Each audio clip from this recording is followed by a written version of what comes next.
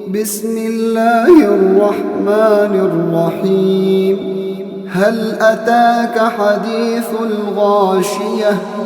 وجوه يومئذ خاشعة عاملة ناصبة تصلى نارا حامية تسقى من عين آنية ليس لهم طعام إلا من ضريع لا يسمن ولا يغني من جوع.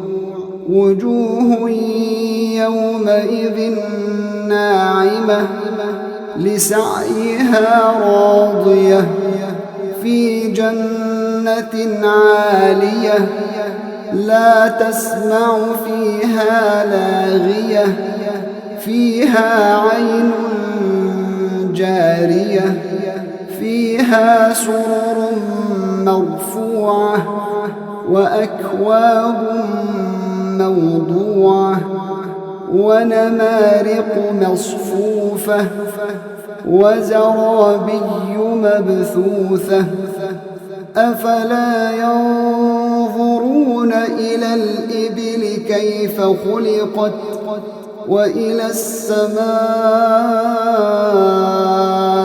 كيف رفعت وإلى الجبال كيف نصبت وإلى الأرض كيف سطحت فذكر إنما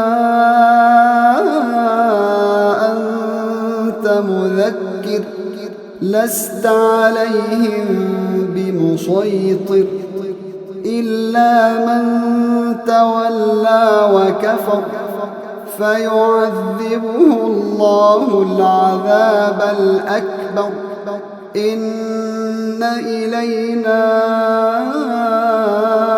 إيابهم ثم إن علينا حسابهم